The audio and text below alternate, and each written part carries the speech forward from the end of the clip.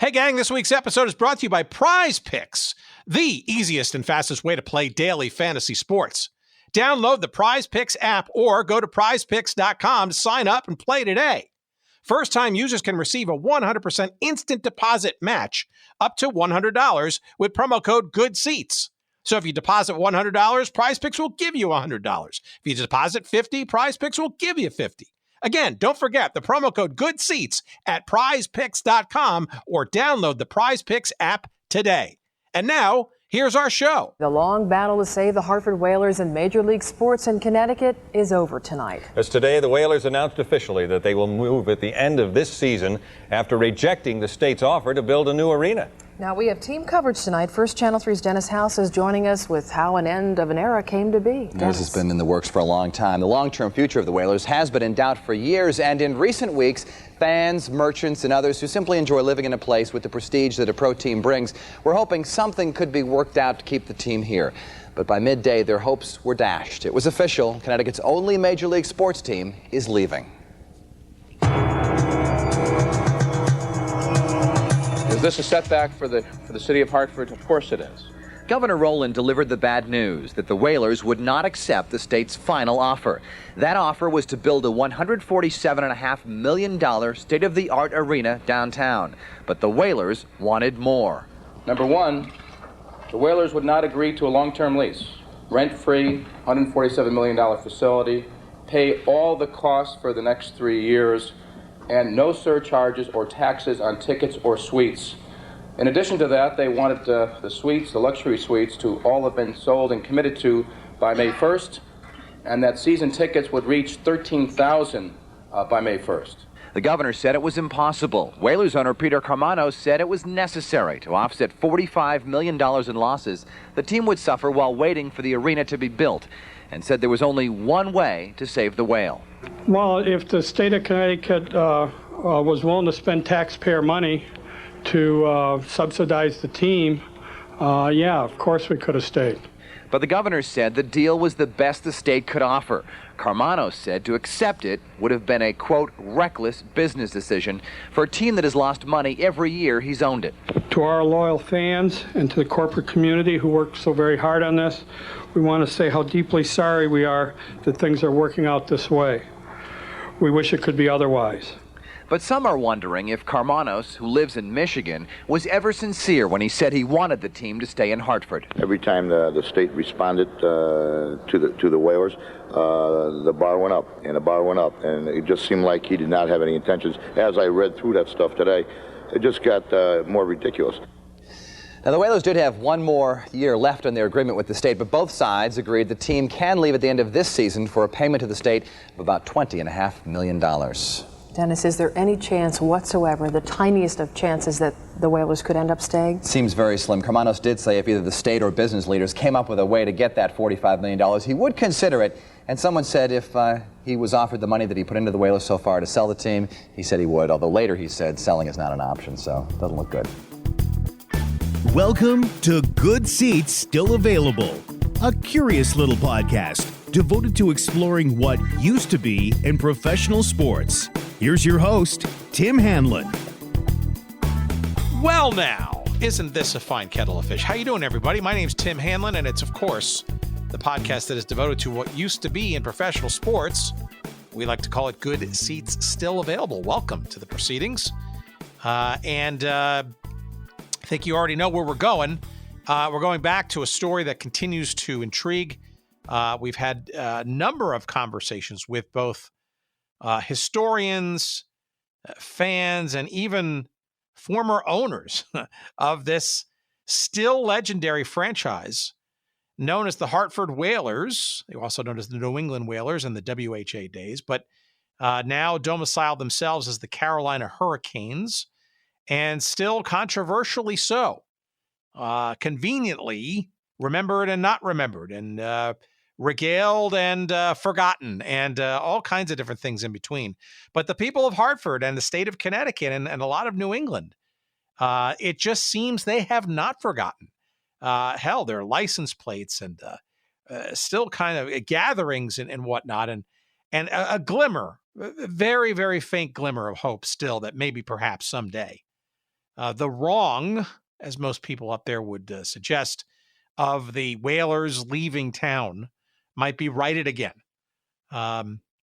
And while we can debate the logic of that in today's modern NHL and modern day sports craziness in terms of the costs and the upkeep and the real estate issues and big television money and competition and all that kind of stuff, we still have the memories at least, and they will not go away.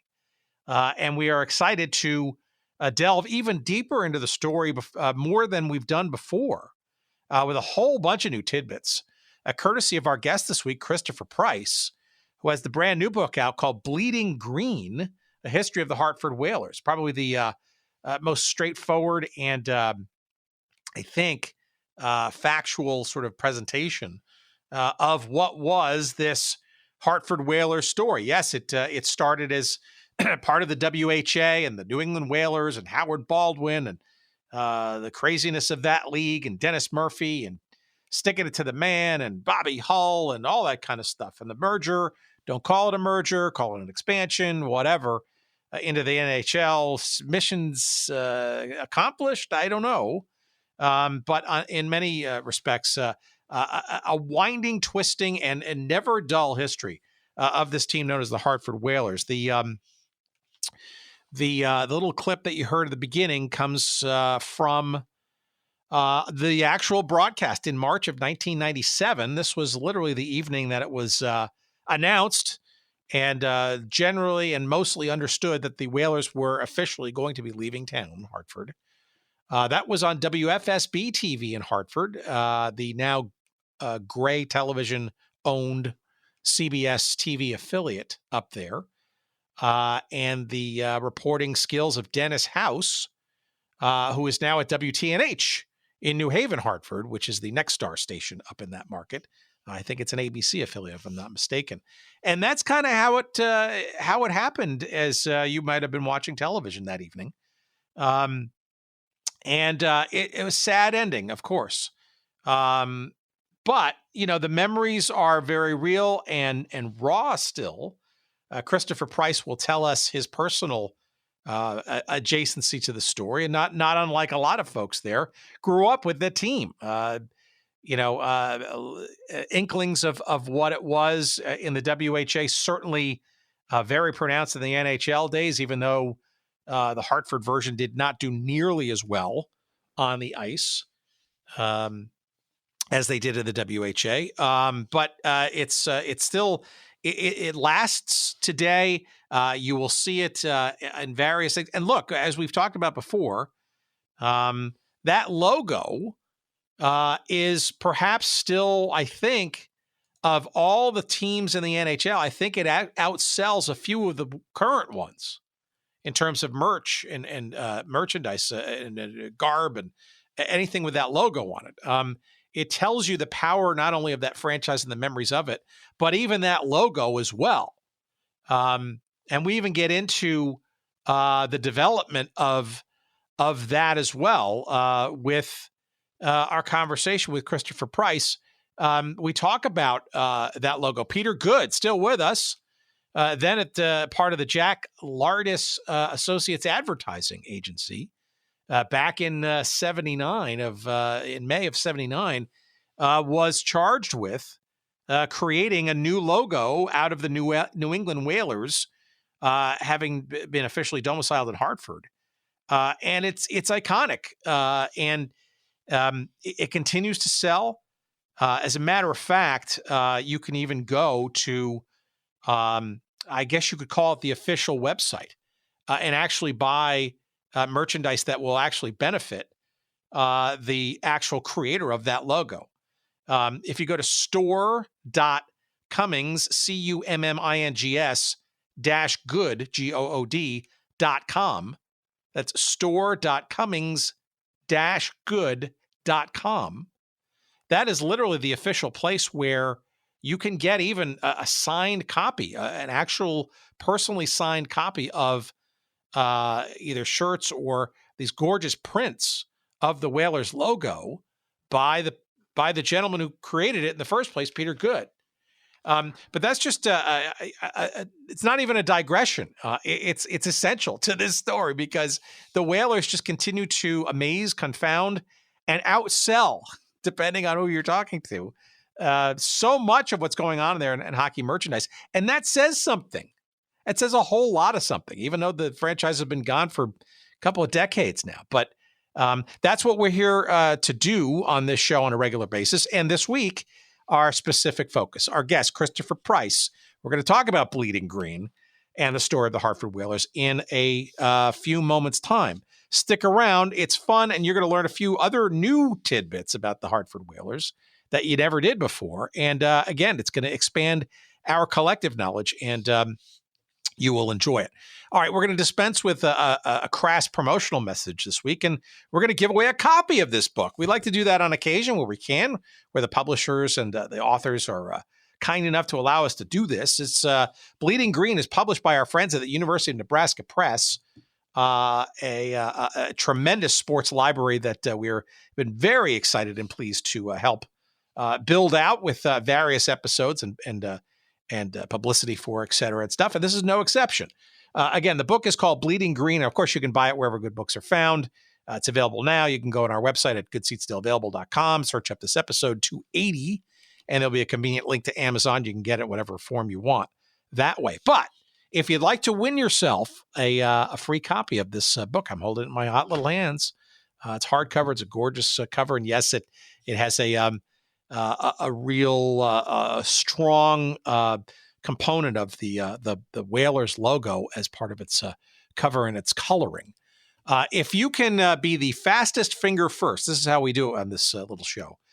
If you can be the first person to email us at hello@goodseatsstillavailable.com, that's our email, with the correct answer to this question, the first one with the correct answer to this question that we get an email from will receive a free copy of the book. And we'll just get your address and stuff, and we'll ship it away, and you have it in a couple of days.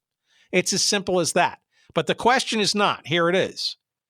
We all know that 4 teams were absorbed into, expanded into, merged into, whoever you talk to, the NHL from the World Hockey Association in 1979. The Hartford Whalers, of course, and 3 Canadian teams, the Edmonton Oilers, the Winnipeg Jets, and the Quebec Nordiques. Remember them. Can you tell me the 2 remaining World Hockey Association teams that did not get tapped on the shoulder and brought into the NHL? There were 2 other franchises in the World Hockey Association at the time the merger / expansion, whatever, was announced between the NHL and the WHA. Edmonton, Winnipeg, Quebec, and Hartford were in. Who are the 2 that were not in? I need their full names. I need the city and their franchise name. Again, the first one with the correct answer to that question, who can send me an email that says the answers to that question, at hello@goodseatsstillavailable.com, will receive a free copy of Christopher's book, Bleeding Green. All right. It's pretty simple, right? All right. There you go. Go to it. And as you're listening, hopefully you'll be able to perhaps discern the answer to that. And good luck to all of you. And if you don't win, just go buy a copy of the book, will you? You're going to love it. And hopefully you're going to love the conversation. So here it comes. We welcome to our microphones Christopher Price, he of the Boston Globe and lots of other great journalistic posts in the realm of sports. And let's talk about the Hartford Whalers once again, but let's go deeper than we've ever gone before. Here's our conversation we had just 2 weeks back. Please, as always, enjoy.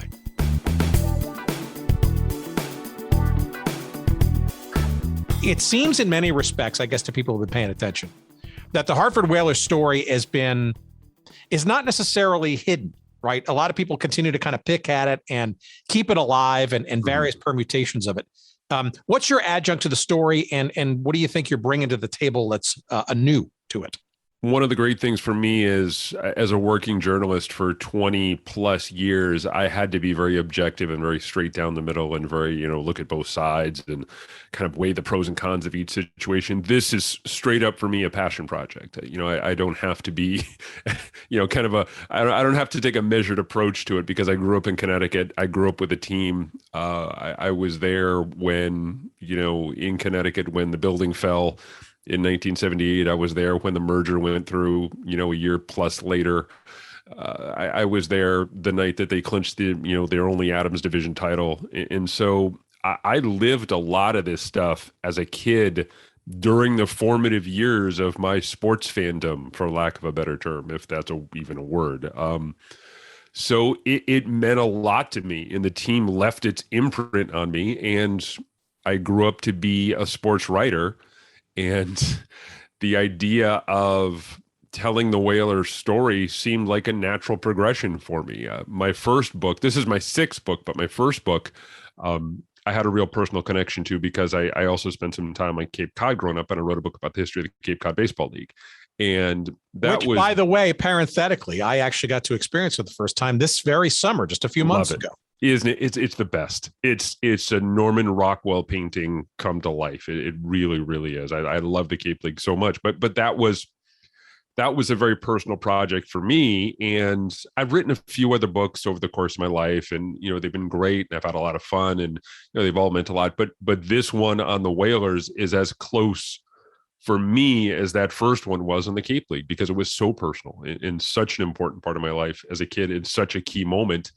And the story deserves to be told, I think, in its, entirety. And I think what I bring to the table specifically is a fan's passion, as someone who went through it, as someone who remembered, Howard Baldwin and, his ownership and the moving of the team to Hartford. And again, the building collapse and the move to the NHL and the great times of the 1980s and the not so great times of the 1990s. So I was there. I like I said, I kind of lived it. I was one of those kids who bought $10 tickets and ate at Wendy's in the mall before the game, ate Chili's at Wendy's in the mall before the game, and sat in the nosebleed seats and, cheered my heroes. Well, all right, but that sounds like the very antithesis of being straightforward and objective. Then, oh yeah, yeah, and that's what was great for me. I was finally unleashed, for lack of a better term. It was an opportunity for me just to view it as a fan, to view it as, something that meant more to me than my daily writing. And it was a great exercise for me as a journalist and as an author to be able to kind of, tell a little bit of my story within the pages of this book and how I, kind of came to be a sports fan. So I think that my own experience kind of helped inform the book, and my own experience as a fan, my own experience as as someone who lived and died with the Whalers and Chuck Caton and Gordie Howe and Mark Howe and Ron Francis and Kevin Dineen and all the rest. I think that's what really kind of brings something new to the table here when you're talking about this. All right. So take us back then to your first encounter with this team. How old were you? What was the situation? How did you get to the stadium? What do you remember? And what were you thinking you were going to sort of experience the first time you went? Or was it under duress, or you were blindfolded and spun around and not knowing where you were? Can you give us some sense of how your sort of first entree into this team was when? My first Whalers game was after they had moved to the Springfield Civic Center after the collapse of the roof at the Hartford Civic Center. I'd been to the old for our building. audience. That year was what, roughly when? That was in 78.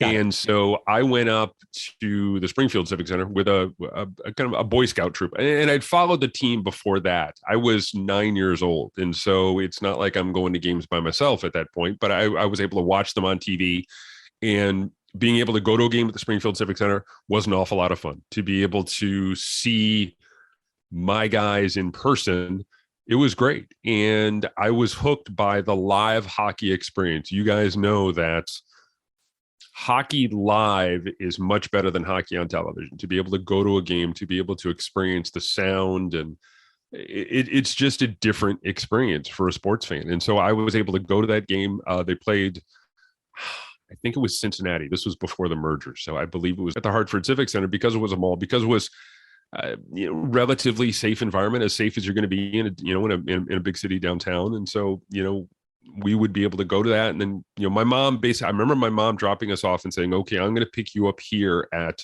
10 o'clock.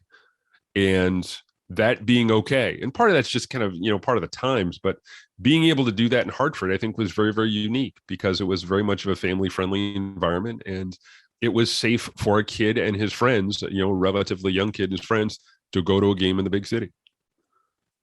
Okay, so this is then near the end of their WHA life, right? So how are you interpreting this team, which you've essentially been following and now for the first time see, albeit in the temporariness of the Springfield Civic Center?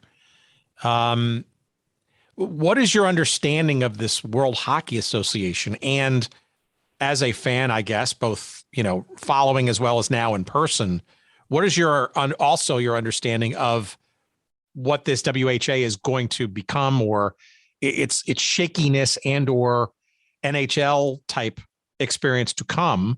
How much of that are you conscious of, not conscious of? You just didn't care. This is like hockey in person, and boy, I'm interested. Yeah, it was professional sports in Connecticut.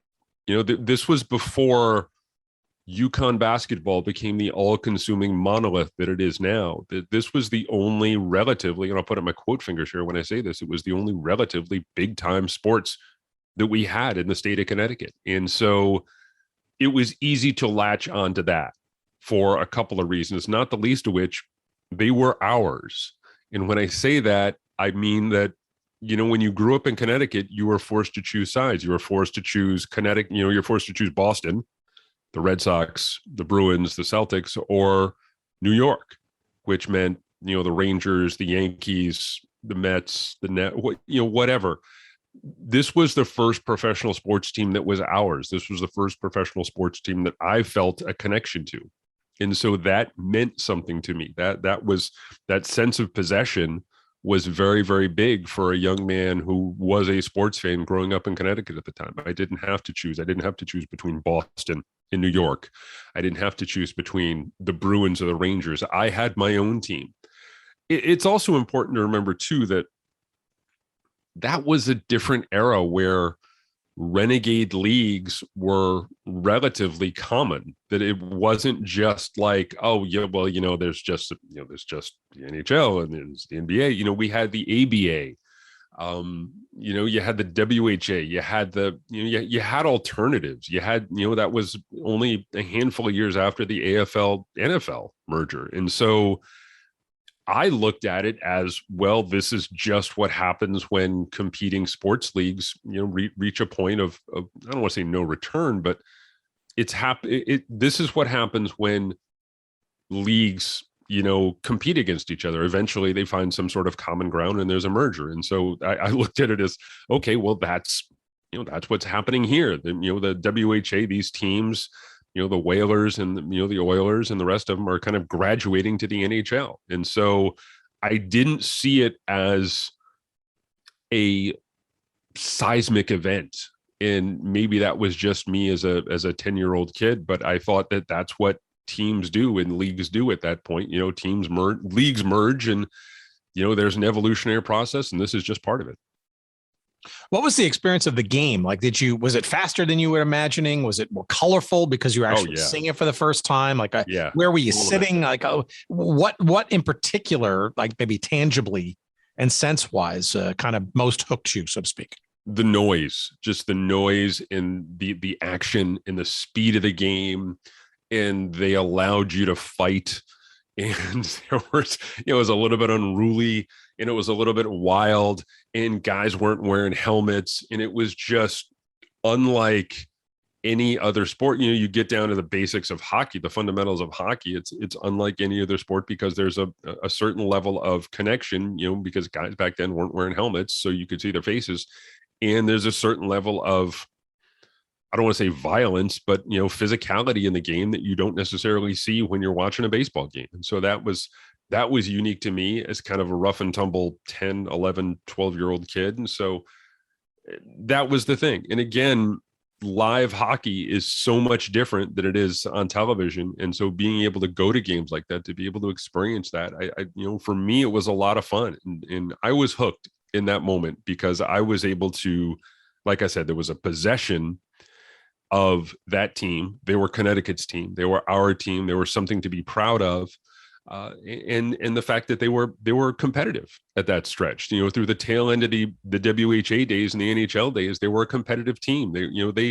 They had, right up until the Vegas Golden Knights a few years ago, they had the best first season of any expansion team in the National Hockey League. And so, you would be able to see this team, and you eventually, as you got older, you recognize that's Gordie Howe. That's Mr. Hockey. That's the most important guy in the history of the sport out there, playing for the Whalers alongside his two sons. You had Dave Keon out there, who I think gets kind of the short end of the stick when you talk about, Hartford hockey history, but, he's a Hall of Famer. You had Bobby Hull, with the Whalers at the tail end of his career. So you had those three guys out there. You had Mark Howe, who was going to be a Hall of Famer. Again, you had a lot of really good, talented players on that team. And so that was the tail end of the question for me. The tail end, the last part of my answer here is that they were a good team. They were a competitive team, and they hooked you in, and they were exciting, and they were fun to watch. So those are, all of those things combined for me made it a real attraction. Yeah, look, I think having grown up in the northern New Jersey area, metropolitan New York, right? This is also talks about sort of how media and the media markets are sort of apportioned, partitioned, some combination of those words. Sorry, it's still kind of early for me today. And obviously how teams get domiciled, right? Even back then in the 70s and the 80s, right? Television matters. And I was looking at TV Guide as a kid, which is HFB, I guess maybe was the TV station up there in Hartford, or FSB. Yeah. WFSB. Thank you. Yeah, FSB. Channel 3. So, that always an interesting sort of outlier on one's television program grid in the New York area, but it does speak to, Connecticut's own team. You have to underline that phrase because, when it comes to baseball, right, the territory is either you're a Yankees fan or a Red Sox fan. Mets, it's kind of a different dynamic, so we'll throw them out for a second. Same in basketball, right? New York's got two basically teams, right? Maybe one and a half at the time, right? The Knicks and the Nets, whatever the Nets were, or wherever they were. And the Celtics, you got to have to choose one, right? Maybe a little bit of encroachment with football because New England obviously descended a little bit further south by design, right? But make no mistake, hockey, this was literally carving out, and maybe to the consternation of the Bruins and the two going on three teams in the New York metropolitan area, right? It's very telling, and you can imagine if you're not from the area, just how that truly makes an imprint, especially if you're in the area. This is truly your team. Yeah, it really is. And again, for me, that's a big part of it. That was a big part of it, that these guys were my guys. You could live in Boston and you could root for those great Bruins teams, the early 1970s. You could live in New York and root for those great Rangers teams, or, and the Islanders teams in the late 80s. But these were our guys. And there was a real sense, even early on, Tim, there was a real sense of community with this team. I know Howard Baldwin has said on a number of occasions that they were like the Green Bay Packers of hockey. And I think that's a bit of a stretch, but at the same time, these were guys who were in your community. And part of that's just hockey culture. Hockey guys are just generally a little bit more low key and a little bit more community minded, in my experience, having covered sports for 20 plus years. But there was also a sense of they were part of the Hartford community. They were part of, they were part of us. One of my favorite stories in the book was when the building collapsed, they would commute back and forth to practice in Springfield. And they found a Wendy's on I-91 going back and forth. And after practice, they would stop at Wendy's and get, they would get lunch. And you would be sitting in Wendy's with their Frosty and see Gordie Howe and Jordy Douglas and the rest of the Whalers come marching into Wendy's. And so it's a relatively small thing at the time, but I think that illustrates the connection between the team and the town and the fans that existed that you didn't necessarily get if you're a fan of the Rangers in New York or a fan of the Blackhawks in Chicago or the Kings in Los Angeles. That this team was a sizable part of the community, and they saw you as a key part of the process. You as a fan as a key part of the process. Tell me about your memories of, and then your rear view mirror reporting of this transition from the WHA to the NHL, right? There was those last 2 seasons in Hartford as a WHA franchise that they went to the finals that second to last year. Mm-hmm. Obviously you had the Hows, right? Gordy plus the Sons, right? Who came over from Houston in 78 and a little bit in 79. But what is the parallel story, your recollection, and then maybe some of your filling in the blanks, I guess, objectively, about what this transition was going to be and frankly, what it became? Because I got to think as a fan, there's a little bit of trepidation, maybe relief, right? That you're one of the 4 teams that are going to get quote unquote absorbed, but, also probably some fear that, well, hey, we're going to go to the Lions now because the big bad NHL is going to eat us all up. I think it was between relief and excitement when, at least those are the memories that I have, where they were one of the top 4 teams. And so they were able to be absorbed by the NHL. I do remember the Bruins not being especially happy about it because they had a rather contentious relationship with the Bruins when they were in the WHA. And that dates back to the early years when they had to share dates at the Garden. And there was an enmity that kind of bubbled up between the 2 franchises, and then they eventually moved to Hartford. But the Bruins never really forgave them for a lot of the stuff that happened there. So I remember there was that level of excitement. Again, big time sports was coming to Hartford. And this was a time where, this was not too far removed from the original 6 era. And so the idea of a hockey team expanding, a professional hockey team, an NHL team, imagine that in your state, in your city, you had big time sports coming to town. And so that level of excitement, that level of passion that was there for their WHA days, again, when they were really, as you mentioned, they went to the AFCO Cup finals. They were one of the more competitive teams. They were one of the only teams that did not move, that did not have any sort of substantial unrest over the course of their time in the WHA. They were stable. So we really didn't get exposed to a lot of those wild WHA stories of, guys not getting paid and teams folding in the middle of the year and kind of moving on. And so there was already a sense of stability around the franchise, but ultimately, like I said, there was a level of relief that they were one of the top 4 teams that were going to be moving on. And there was a level of excitement that, look, they were going to get a chance. We as Hartford, we as Connecticut, we as Hartford, we're all collectively moving into a new era of big time professional sports. The WHA was great, sure, but this is the NHL. This is the National Hockey League. This is these are the Canadiens and the Bruins and the Maple Leafs. And, this is an august group that we're joining here as fans. And so we have to comport ourselves accordingly. But again, the level of excitement that was there amongst the fan base, I think, was really something memorable. Yeah, look, and I think, and we've learned on many, many different occasions, right? Sort of, especially in this era, right, where having a professional team in a top 4 at the time league, right, is almost parallel or commensurate or worthy, shall we say, of being deemed a quote unquote major league city, right? There's a civic component to that too, right? So you're in literally now the best. If there was any question around, the WHA and its sort of level of professionalism and all that, right? There's no question now because you're in the top tier of hockey, the best league in the world. Yeah. In the WHA was moving in that direction. And I think that, not to cast too wide a net here, but the signing of Bobby Hull, I think, helped legitimize the WHA in the eyes of a lot of hockey traditionalists, but it never quite got there. There was still very much of a sense from many NHL owners that, look, that's not real hockey. That's not really the sport that we want to promote. But, you start to see toward the end of the WHA, those great Edmonton teams start to come on, guys like Gretzky. You had a fantastic Winnipeg team. I will go to my grave swearing that if the Winnipeg team that we saw in the final days of the WHA was allowed to come into the NHL unbroken, preserved. They could have put together one of the truly great teams. They could have been just as good, I think, in a lot of ways as that Edmonton team.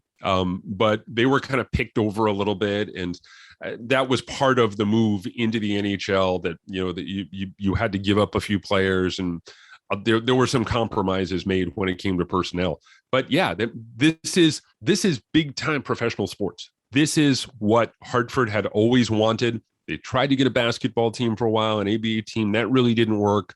They had, semi-pro football teams for a while. The Red Sox minor league team was located right outside of the town. So, hey, don't forget the Hartford Bicentennials of the North American Soccer League. Exactly, and I also grew up about that time as a fan of the Hartford Hellions of the Major Indoor Soccer League. That was my next one. Yes, there you go. But this was one of the big four. They were coming to town. Everyone was excited. It was a very, very exciting moment. And it's interesting going back, Tim, and looking at some of the clippings from that era.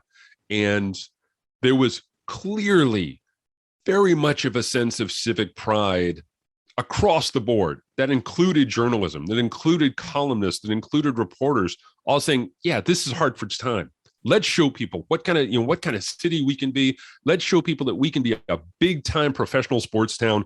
We have the venue, we have the team. And so there was a real level of excitement across the board when you're talking about a big time team, an NHL team coming to town.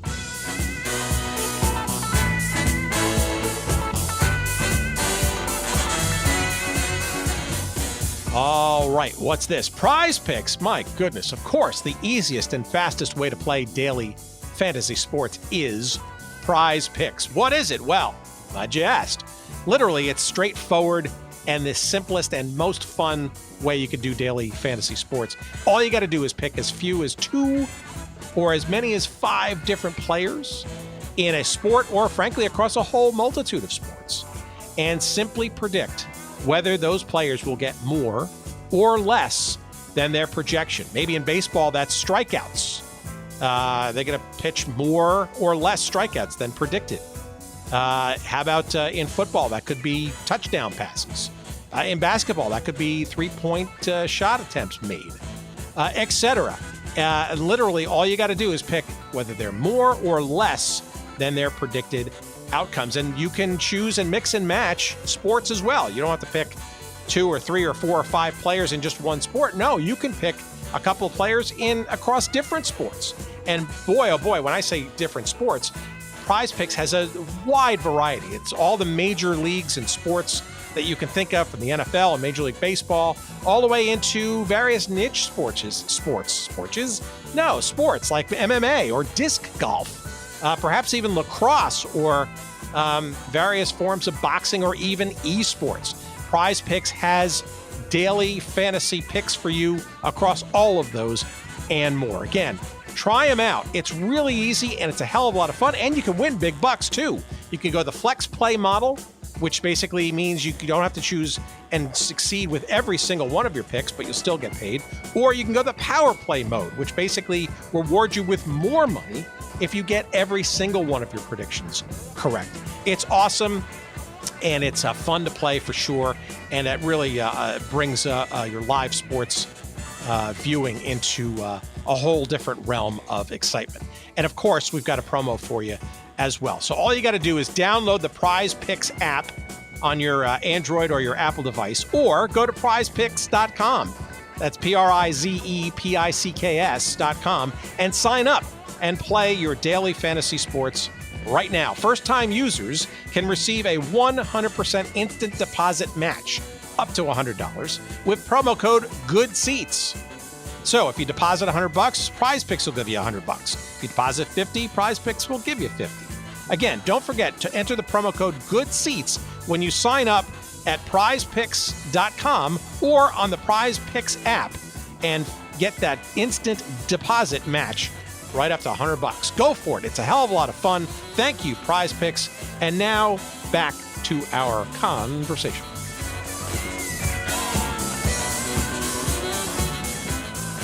Tell me about your your recollections of and your further investigative work on the man, the myth, and the semi-legend Howard Baldwin, right? Because this was a guy who we've had on the show a couple of times. Is almost sort of a force of nature, I guess. And if anybody is synonymous with the ups and downs and sidewayses of this franchise's history, it's him. Is he looked upon as a hero, as a villain, as a savior, as a something in between?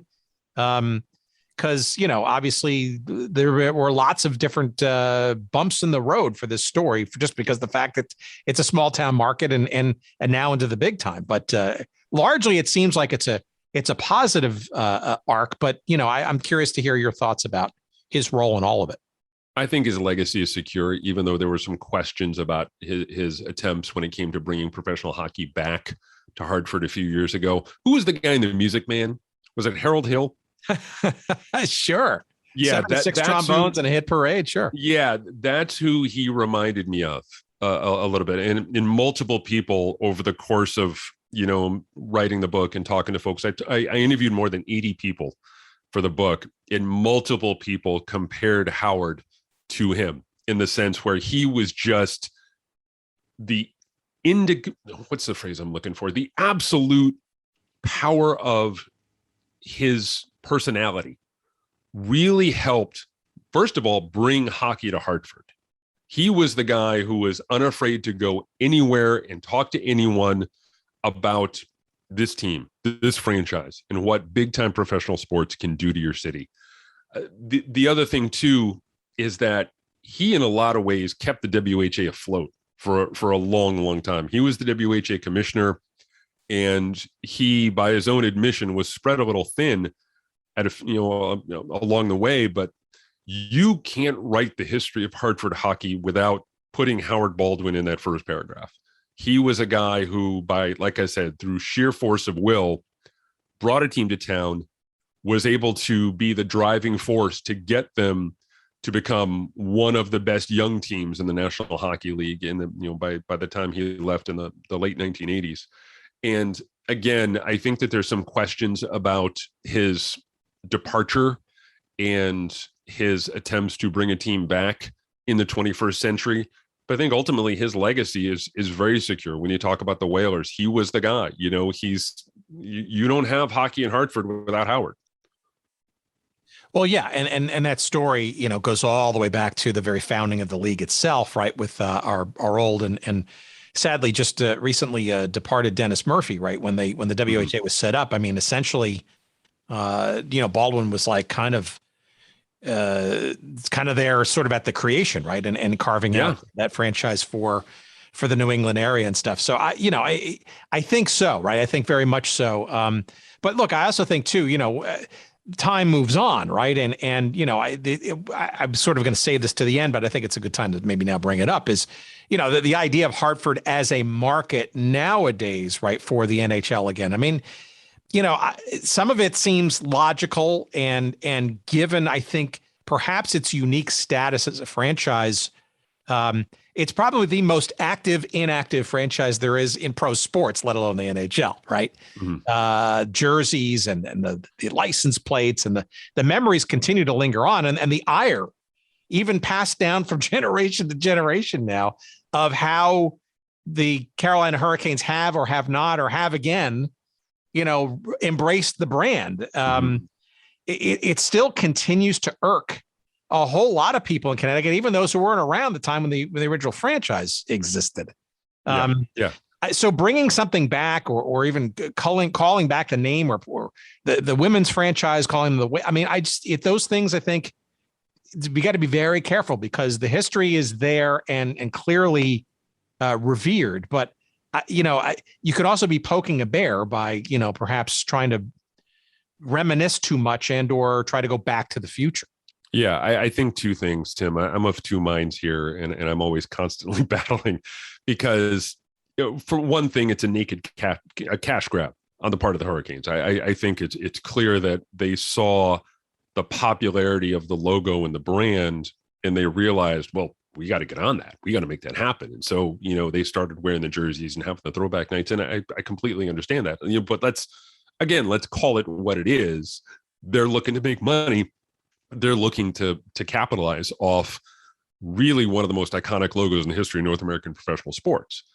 The other thing, and I had this conversation for the book with Connecticut sports writer Dom Amore.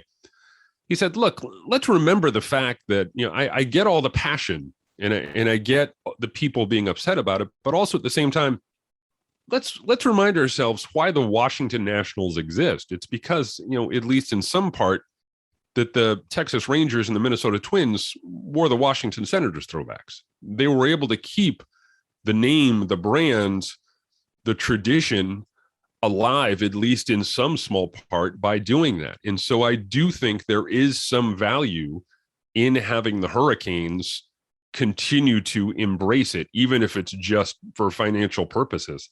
I don't want to say I don't think it's ever going to happen again, but I think a lot of things have to happen if the Whalers are going to return to the National Hockey League. I think they need a new building. I don't think the XL Center, as currently constituted, is enough to support a National Hockey League team 41 nights a year, on a consistent basis. I know UConn plays, some basketball games there. They play some hockey games there. But I don't think it's quite an NHL ready facility. And that's, in a league where in Arizona, they're going to be rolling out a 5,000 seat hockey arena. So I think that a lot of things have to happen. I'm wondering if maybe one of the courses of action is to partner up with one of the big casinos in Connecticut, whether it's Foxwoods or Mohegan Sun, and say, look, build us a 20,000 seat arena in, 10, 15 miles outside of town, because, we all know that the San Francisco 49ers don't play in San Francisco. They play, an hour outside of San Francisco. And so you could still call them theoretically the Hartford Whalers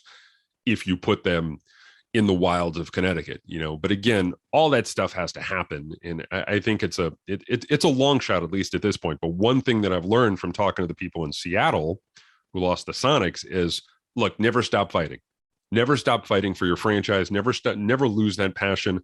Wear the gear. Keep them in the forefront of the conversation, because you never know when a hedge fund billionaire with a few extra bucks is going to be waiting around the corner, who grew up as a Whalers fan, who's going to want to do everything he can to get a hockey team back in Connecticut, an NHL team back in Connecticut. So I know that's kind of a long-winded answer to the question, but I think that, you keep fighting. For me, that's the bottom line. If you're a Whalers fan, there's a reason that the Booster Club still exists, 25 years after the team moved. There's a reason that, the reason I wrote the book, there's a reason that the logo remains one of the best-selling logos in North American professional sports. There's right. Not only that, it and NHL hockey, it is. I think it is in the top half, if not top quarter, of all brands that sell. Let alone the ones that exist today. Right. So, so many sort of interesting layers to this. Right. So we also get very interested in sort of like where the quote unquote official and maybe unofficial sort of history of various teams live. Right. And, like, for example, in the case of the Minnesota North Stars, right, that's a fractious or fractional family tree, if you will, because they obviously moved to Dallas, but there are pieces of the Pittsburgh Penguins and then the San Jose Sharks that are sort of part of that legacy. And officially, right, the history goes to Dallas, but I think the soul of that franchise and its lingering memories clearly lives on in the Minnesota Wild that, got expanded or moved into there, right, in that market. And same, I think, for, a number of other franchises, the Baltimore Colts, essentially, I think there's real debate as to whether the Indianapolis Colts, as the name stood around, but, there's still quite a bit of fandom and memories, I guess, that Baltimore Ravens fans try to inject into keeping that memory alive. The problem with this one here is that there is no terminus or return, shall we say, right? It's gone to Carolina, and literally and figuratively that history goes there, right? Mm-hmm. But it also seems to be the most egregious misuse, because not only is Carolina different than Connecticut, just in composition of people and dynamic of life and all that kind of stuff. It's it just feels so incongruous, right? It does. Appropriated, if you will, misappropriated. Yeah, it was tough I'll give you a couple different examples. It was difficult to see Ron Francis with the Carolina Hurricanes because he was so venerated in New England and, in Hartford when he was with the Whalers. And then the other thing too is, look, if you're going to do this, and Jack Edwards of the Bruins broadcast team brought this up, if you're going to wear the gear, if you're going to wear, the Whalers logo, at least have the self-awareness to understand that, look, the Whalers retired a certain amount of numbers. Well, the Hurricanes had someone wearing Johnny McKenzie's number. And so I guess it just speaks to a level of respect that if you're going to do it right. If you're going to do it, if you're going to make the connection to the Whalers, if you're going to turn this turn this into a historical callback, if you're going to respect the franchise, respect the roots, as you say you're going to do, make sure you do it the right way. And those were a couple of things that really just stood out for me when you're talking about Carolina's decision to use this. But yeah, it is. It's fascinating. I mean, if they do get a team back in Hartford, can you use those records? Can you use that history? Is it like, the one that comes to mind is the Browns, because obviously the team moved and then they got a new team with new experience. Can you still use that historical encyclopedia of, points in a game or, success in a season, whatever the case may be, with a new franchise? Yeah. I mean, we call that retroactive continuity, right? Or retcon in our little sort of, and it's understandable. I think the Winnipeg Jets, right? 2.0. We just had Craig Keelback here on this show. He's been great example. Yeah. Great. He's the original voice of the original NHL version of the franchise, and actually, interestingly, made the move for the first dozen or so years as they became the Phoenix Coyotes, now Arizona. But there's another great example, right, where officially that history, if you want to truly respect where things that came before you, right? I mean, does it sit with the Coyotes franchise, or should it be absorbed and washed over, so to speak, or somehow otherwise overlooked and brought into the new version of the team, which is no relation whatsoever. I mean, if anything, it's Atlanta and the Thrashers, right? So, yeah. And maybe that's semantics, right? I mean, I don't think Minnesota Wild fans, really care all that much when there's a 30th or a 50th or whatever anniversary reunion memory of the North Stars, right? They just think of it, well, this is hockey in Minnesota, and this is the franchise that exists now here, and this is a reverential way to remember it, right? Maybe it doesn't need to be official and only in Dallas, right? And maybe it's actually more genuine because it's rooted there. But again, this case of Hartford, I mean, the only other one I can come up with that might sort of similarly feel not right is the Colorado Avalanche just this season, right? With people wearing Quebec Nordiques jerseys. I'm not from Quebec. I've been there. It's beautiful. Maybe they too could get another franchise, right? If Hartford's in the conversation, Quebec should be too. Exactly. Yeah. But I don't, with all due respect, I don't know if I should be warm and fuzzy about people wearing Nordiques jerseys at Avalanche games, or should be saying, wait a minute, this isn't right either. Not along lines with this conversation we're having for this team. Well, I think the NHL is still really wrestling with that. And the best example I'll give you is when Patrick Marleau broke the games played record, for most NHL games played in the NHL glossed over the idea of, well, we're not going to count Gordie Howe's WHA numbers. We're not going to count Mark Messier's WHA days, and so that's a question that is still to be answered. I think it goes back to the overall connection with the WHA and looking at the WHA as a legitimate, hockey entity. The games played streak, and forgive me, I'm sorry, the consecutive games played streak, and I'm forgetting the guy who broke the consecutive games played streak of Doug Jarvis, who played for the Whalers. And again, that's a question of WHA versus NHL. So this kind of stuff, I think, has already kind of started to bubble up a little bit. And we may see more of it with teams moving. If we do see the return of the Quebec Nordiques, it's going to be interesting to see how much of their history is going to be incorporated in the new franchise. Again, if we see a new Whalers team, it's going to be interesting to see how much of that is going to be able to be pulled forward from the old franchise, or whether it's going to be just they're going to have to start from ground zero. But yeah, that it's going to be a conversation that's going to have to be had. But again, the Gordie Howe games played, the Marc Messier games played. I think those are all parts of the conversation. Is it fair to say that the Whalers fans, both original and generationally passed into, don't really care or have much worry about the Carolina Hurricanes franchise, or is there a component that still follows them and believes in sort of their continuous history? Not anymore. I think that existed when you still had guys who were in Hartford who moved to Carolina. I think there was still the personal connection with a lot of them, but you had some of the broadcast team actually go along with them too, right? Yeah. Chuck Ayton, who, God bless him, when they won the Cup, mentioned the Hartford hockey history, along with his call, and so they did have certain elements of the broadcast crew, and there were guys on that team who won the Stanley Cup as a member of the Carolina Hurricanes who were initially Hartford Whalers, and so I think there was a personal connection. But I think as a team, as a franchise, I don't think so. There's the Hartford Whalers Booster Club travels to usually at least one game a year.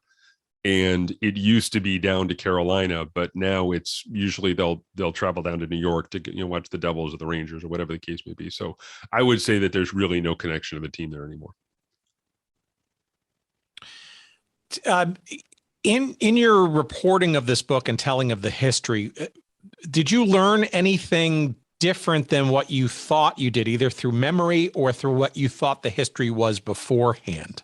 Like, were there any surprises or maybe even question marks still about certain things that happened? Maybe intrigue around the roof collapse, or team memories, or perhaps situations of other cities the team might have moved to that people didn't realize that were actually in discussion. Those kinds of things. The biggest thing for me that I found was that a lot of people like me were of. I had a similar viewpoint as a lot of folks did, who were Whalers fans before they were hockey fans. There was an ownership about the team as opposed to the sport. I'm still a hockey fan, but the depth of feeling that I have for the sport does not exist like it did when I had a team. When I had a team to call my own. I live right outside of Boston, and obviously I work in sports journalism, so I follow the ups and downs of the Bruins, and so I'm still connected to the sport, but I'm not connected to the sport in the way that I was when I had an emotional investment in my team. And maybe part of that is just getting older and kind of, with it, seeing things with a different worldview. But at the same time, I find myself not having the same sort of, again, the level of personal investment in the NHL that I had when I was younger. So I think that was the biggest thing for me. And the fact that there were a lot of people out there who felt the same way, that they counted themselves as Whalers fans before they counted themselves as fans of hockey or the NHL. And I think a lot of that came from the fact that, look, they just had a really bad taste in their mouth by the way that the team ended up leaving town, that, it was a bag job between Karmanos and Bettman, and they wanted to get the team out of town, and they were doing everything they could. I talked to guys who were on that last year, and they weren't sure where they were going. They were having team meetings, and Karmanos would stand up and say, all right, we're moving to Columbus. And then 2 weeks later, he would say, all right, we're moving to Ralegh. And so there was a great level of uncertainty. But I think ultimately myself and a surprising amount of people, at least to me, really had more loyalty to the team and the brand and the logo and the song and the players inside those jerseys as opposed to the sport as a whole. So who do you think was the bad guy or bad guys in that departure? Was it Carmano? So was it Bettman? Was it sort of was it a fait accompli? Like the Save the Whale campaign was just really never going to really move the needle? Was it just an economic decision that was essentially boardroom made, and Bettman was looking at places like Arizona and the desert Southwest and all that kind of stuff and manifest destiny? Or yeah, it was I think it was twofold. I think that the Save the Whale campaign I think it was a great effort. I think it was an honest effort on the part of a lot of people connected with the franchise to keep the franchise in town, but it was never going to, the end game was never about keeping them in town. Because in a lot of ways, the league was looking to expand. Look, and I don't blame them. It was the 90s, and, there was a lot of, there were some untapped markets in the idea of moving the team and growing the game, moving the team south. Again, Arizona, like you mentioned, Florida, Carolina, trying to find those markets. I can see it. I can understand why. But look, you can put the Connecticut politicians, Karmanos and Bettman all together. You can carve up enough of the blame pie there to go around when you're talking about why the Whalers ended up leaving. All right, a couple of other sort of pieces of ephemera here, and I'd love to get your takes on. The theme song, also iconic, Brass Bonanza. I think anybody of a certain generation who hears the first, I don't know, I can name that tune maybe in 4 notes, maybe 3. It has a life of its own as well. Anything personal or otherwise interesting as to that song? I think it's it's about as iconic as it is, and I also worry about it being misappropriated. But I do know that others like to borrow it, which I think is a great hallmark of this franchise's past.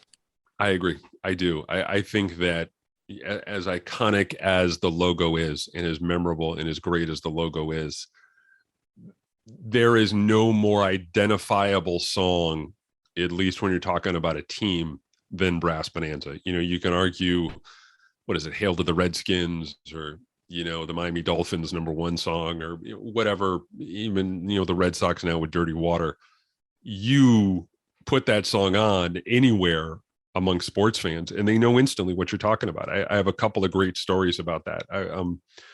I had a story from Kevin Deneen in the process of putting the book together, and he said he was coaching in Switzerland a few years ago, and he was on a mountain, just in this remote mountain restaurant, handful of people in the restaurant, and there's a guy across the room who's wearing a Whaler sweater, and they kind of recognize each other and make eye contact, and it's clear the guy knows who Deneen is, and Deneen kind of catches his eye, and afterward they go over, and Deneen finds the guy can't speak a lick of English, but he starts humming Brass Bonanza, and there's that flash of recognition. And Deneen told me, he said, when you don't need a translator when you got Brass Bonanza, exactly what you're talking about. So the other one was Mark Howe told me that he purchased the 45 when he was playing in Hartford, and he would play sock hockey with his sons in the living room at home. And whenever one of them scored, they'd put it on. And he said, it's a great song, but we heard it more at home than we did at the rink, because those were some lean years for Hartford. So I think it's a great song. I know of people, guys who played there for a handful of years, who still have it as their ringtone.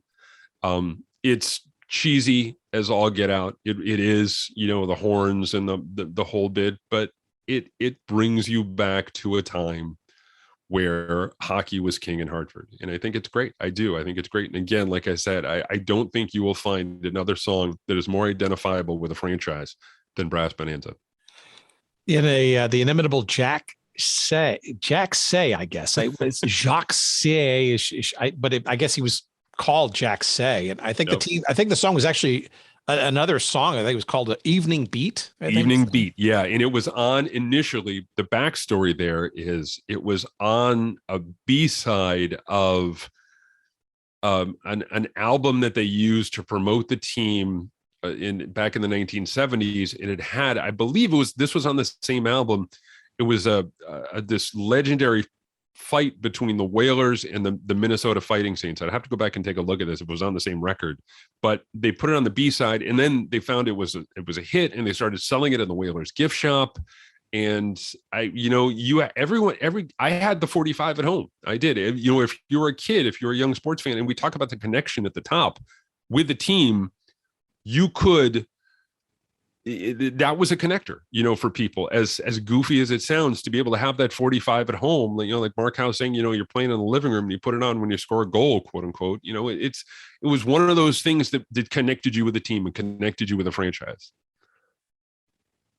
Yeah, it's iconic, and I guess it's still played around. So let me ask you then also, and a hint of this question earlier, but I guess it's sort of couched into so the banners, right? So the championship banners and the retired numbers and stuff, right? That did not go to Carolina, did it? Or are there replicas there, or has it stayed in Hartford somewhere? It stayed in Hartford. They're still in the rafters of the XL Center.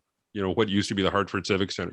There are the retired numbers. There's the 1986-87 Adams Division champion banner. Those banners are still in Connecticut. And the attendant question then is, so if I truly want to show my love and affection and my love for this franchise, where is the best place for me to place those attentions? Is it in Hartford? Is it in Carolina? Where is the best tribute to this team? I think it's a loaded question, but it's hard for fans generally to kind of. Here's the other question related to that. Let me get to the point. If I go to a Carolina Hurricanes game and I see a Hartford Whalers jersey for sale, if I buy that there, am I kind of really making a diss, if you will, to the original part of the team? Because it feels like a little odd that that's the way I would sort of genuflect appropriately for this memory. My feelings on it, honestly, are do whatever you can to keep the team alive. If you're buying a shirt there, people are going to see it. If you wear it, if you buy that shirt at a Carolina Hurricanes game and go back to Chicago, people who see you wearing that in Chicago are not going to see that you bought it at a Carolina Hurricanes game. So my feeling is, like I said, I'll go back to the quote that I had from Don Memori, where it's like, the more people see it, talk about it, experience it, if it causes you to go back and look up old games on YouTube, or hop on a Reddit thread about the history of the Whalers, that's great. I think ultimately, at the end of the day, that's great. I think the biggest thing that you can do if you want to experience the history of the team and you want to kind of immerse yourself in what hockey really meant in Hartford, every summer, the AA team in Hartford, the Hartford Yard Goats, they have a Whalers alumni weekend where they have 20 plus guys come back for the weekend. They sign autographs, they have a dinner, they have a whole thing. And you can connect with Marty Howe and Dave Babbage and Sean Burke and Dave Diebel and just this long list of guys, Jordy Douglas, Andre Lacroix, this long list of guys spanning from the 70s to the 90s. And you can hear the stories and you can talk to the players and you can walk over to the XL Center. You can't take a tour in the XL Center, but you can experience the city of Hartford and you could understand, at least in some small way, the level of passion that people had, because that, for me, that's the gathering point. When you talk about the people who come back and who love the team and love the franchise and won't let it die, a lot of booster club members show up that year or show up that weekend. A lot of people come down from Boston, from all points. They come to Hartford. They're able to kind of get a little taste of it every single year. God bless them. The Hartford Yard Goats put it all together, and they still wear blue and green. They see the Yard Goats wear blue and green. The Hartford Athletic, the soccer team, the semi-pro, not the semi-pro team, but the team in Hartford, USL. they wear.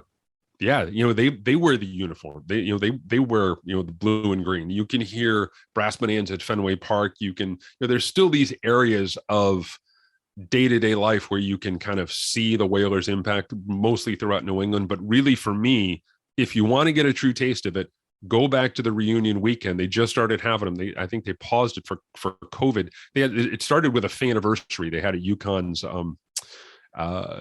football stadium, Rensselaer Field, but they've been able to continue it. And that is a great way to be able to get a little taste of what hockey was like in Hartford when it was around. All right, here's my last piece of ephemera question for you.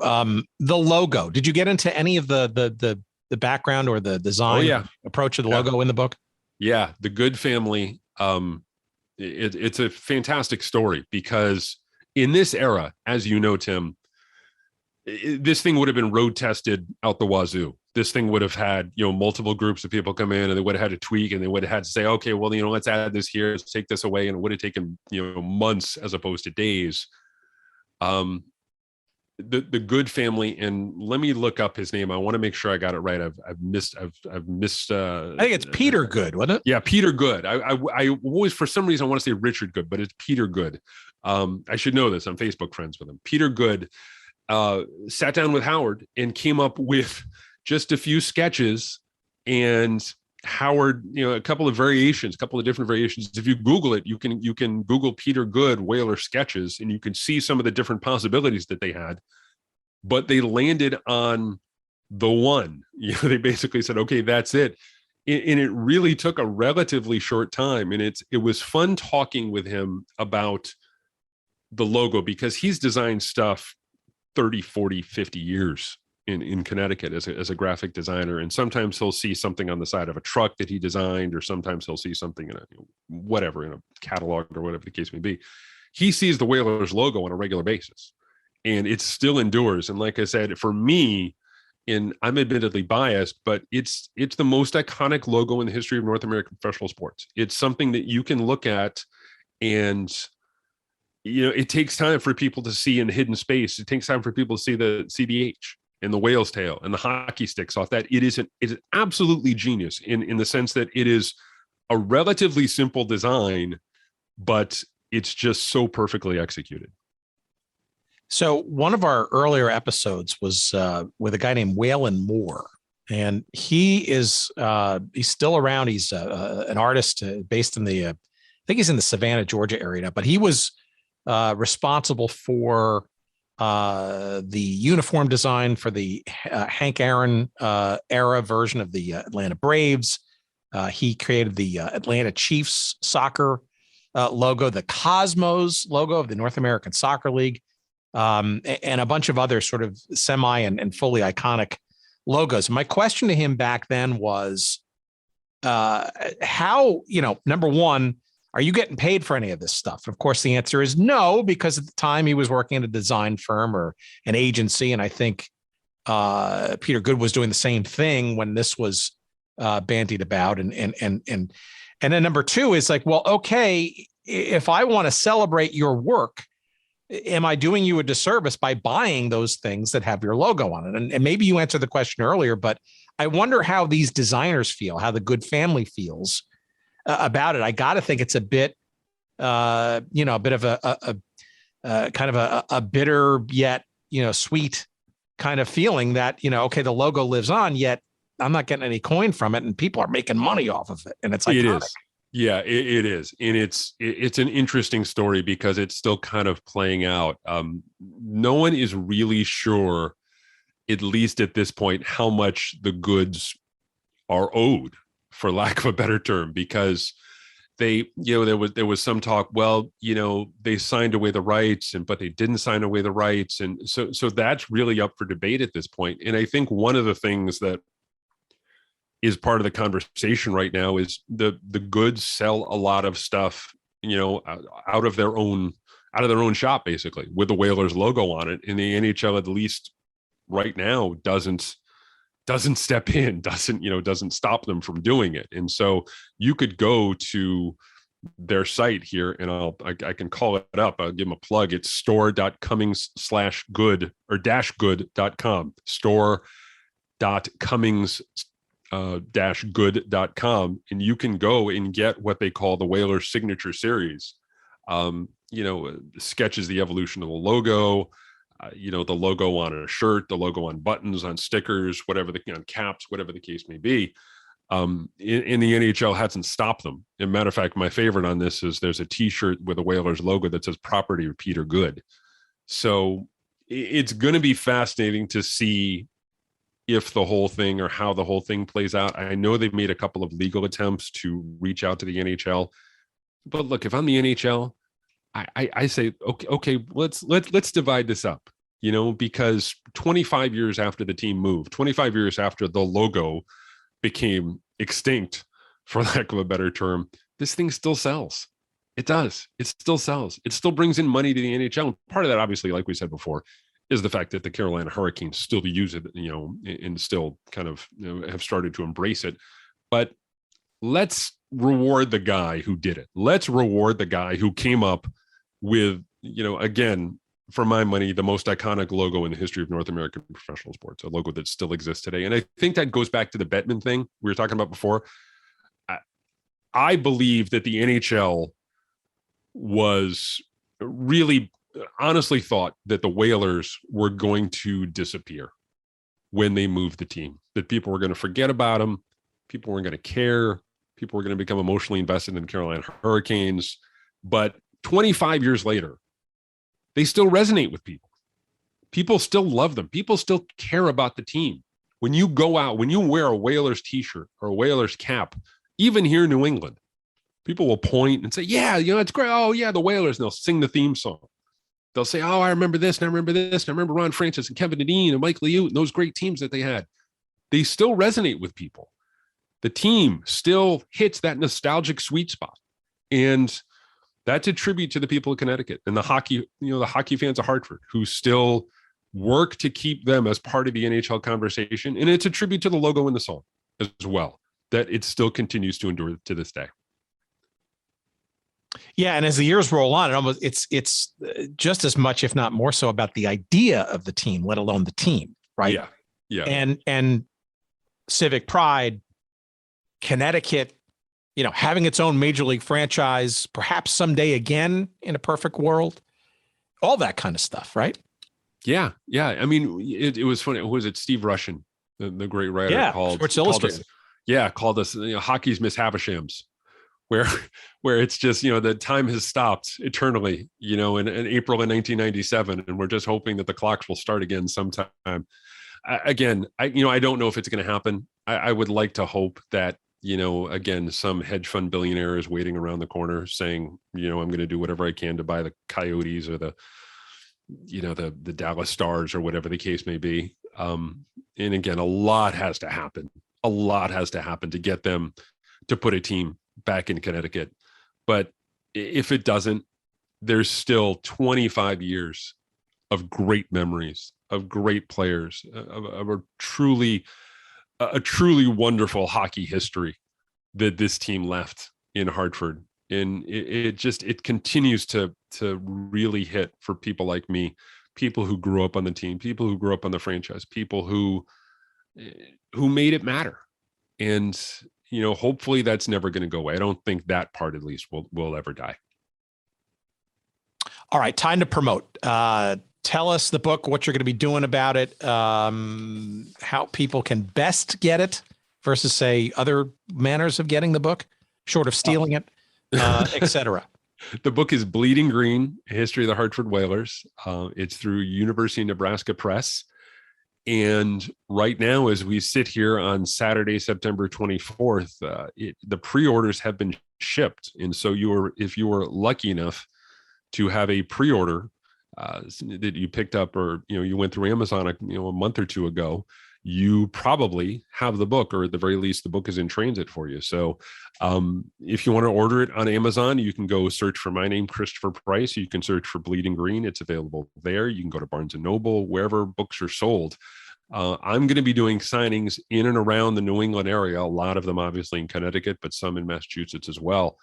And I'm going to be doing whatever I can do to promote it. And, I'm going to be doing my part to try and keep the conversation alive. I love to be able to talk to people about the history of the team, the history of the franchise, and to be able to really kind of, get a chance to share a lot of that with people who might not necessarily know about the history of the Whalers. You know, if you're a younger person, if you're a young hockey fan, you don't know about the impact that that team had on that town and that fan base. And so I'm going to do my part, like I said, to try and keep that conversation alive. But the book is available just about everywhere you can buy, you know, books. The other project for me moving forward is I'm in the very early talks with a couple of people to do a Whalers documentary.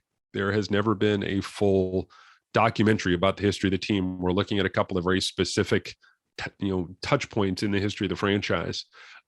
But that's the goal for me, to be able to take this storytelling arc to a different level and to kind of, hopefully reveal a few more layers. It's a little bit like an onion, right? And again, peeling stuff back and finding out why the team left and who was behind the reasoning, and, hopefully hearing some more of those stories from people sooner rather than later.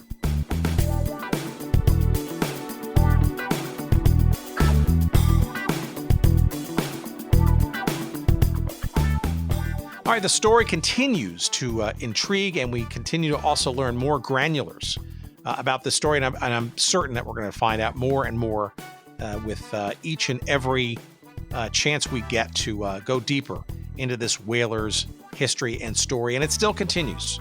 And the best way to continue the dialogue is to run, not walk, and get yourself a copy of this brand new book by our guest this week, Christopher Price. Again, it's called Bleeding Green: A History of the Hartford Whalers. It is published by our friends at the University of Nebraska Press. It is about 291 pages of blue and green and white goodness. You will enjoy it. My goodness, why don't you run out and get yourself a copy if you need a convenient link to do so, and give us a couple of shekels of referral love while doing that. We couldn't appreciate that more. All you got to do is go to our website at goodseatsstillavailable.com. Search up this episode, which is numbered 280, and you will find a convenient link to this book. And in doing so, by being taken to Amazon for their quick delivery of said product, you'll be giving us a couple of shekels, and I do mean a couple, but it still helps. It's our little tip jar. It helps keep our lights on. We appreciate that. We'll get that for your convenient linking or clicking over to buying the book that way. We appreciate that. You will also find on that website every stinking episode we've ever done and all the ones to come. Of course, you should be subscribing or following us in your favorite podcast player. We're available literally wherever podcasts are found. So if you haven't done that yet, what are you waiting for?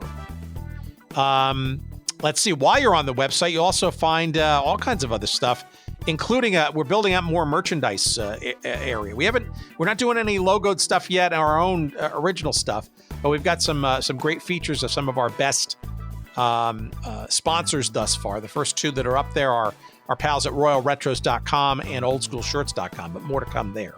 And again, some referral love there to be had. So if you buy stuff via those links, they will know you came from our site and will recompense us with a little bit of a nod and a wink as well. So we appreciate that too. We're available via email. Just send us an email at hello@goodseatsstillavailable.com. Always happy to hear your comments. And of course, as we said earlier in the broadcast, if you missed it, rewind it and listen again for that trivia question. That's also the address to send your answer to said trivia question to win a copy of this book. Let's see what else. Christopher, he can be found writing away in the sports section of the Boston Globe. Best way to follow him there is to go to the bostonglobe.com website, bostonglobe.com/sports. Covers lots of New England stuff, Patriots, etc. And he's also got 2 podcasts of his own. So give the man some love, why don't you, on the Believe podcast network, BLEAV. That's how they spell that. And the 2 podcasts are Patriots Report and, wouldn't you know, the other one is Brass Bonanza. On Twitter, you can follow Christopher at CPriceGlobe. At CPriceGlobe. That's the letter C, Price, Price, Globe, GLOBE. At CPriceGlobe. Pretty easy. And again, that website for finding and buying literally original merchandise from the originator of the logo itself, Peter Good. Go to this website. It's a little clunky, but write it down, and you can get like a literally a personalized autographed poster or lithograph of that logo and the history. There's a visual history of how the logo was envisioned and designed by Peter Good. The website is store, S-T-O-R-E, .Cummings, C-U-M-M-I-N-G-S, -good, G-O-O-D.com. store.cummings-good.com. And they'll be glad you did, I'm sure. What else? We're on social media. You can find us on Twitter at Good Seat Still.